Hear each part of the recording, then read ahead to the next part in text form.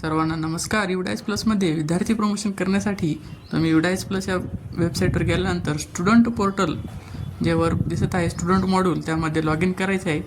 त्यावर क्लिक केल्यानंतर आपल्याला पुढील प्रकारे विंडो येईल. त्यामध्ये आपला युडाईस ID आणि पासवर्ड आणि कॅप्चा टाकून आपण लॉग इन करायचे आहे. लॉग इन केल्यानंतर दोन इंटरफेस समोर येतील 2026-27 आणि 25-26. तर आता आपल्याला 26-27 वरती काम करायचं आहे, त्यामुळे त्या विंडोवरती आपण क्लिक करायचं आहे.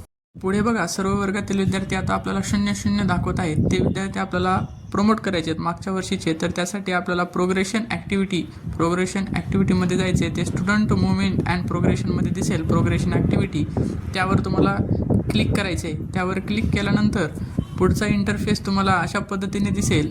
तिथं आपल्याला प्रोग्रेशन मॉड्यूल त्यावरती आपल्याला गो करायचे आहे. गो केल्यानंतर आपल्याला तिथे पुढे क्लास आणि आपलं सेक्शन सिलेक्ट करून घ्यायचे. आपली वर्गाची इयत्ता, आपल्याला ज्या वर्गात गेल्या वर्षी विद्यार्थी होते ती वर्ग, आणि आपला क्लास सिलेक्ट केल्यानंतर आपल्या वर्गातील विद्यार्थ्यांची सर्व नावे दिसतील. त्या नावाप्रमाणे ते 4 खाणे आपल्याला भरून घ्यायचे आहेत. प्रोग्रेशन स्टेटस तिथे आपल्याला भरून घ्यायचे आहेत. त्याचे मार्क्स, गेल्या वर्षी पडलेले मार्क्स पर्सेंटेजमध्ये, त्याचे नंबर ऑफ डेज अटेंड म्हणजे आपल्याला उपस्थिती भरायची विद्यार्थ्याची.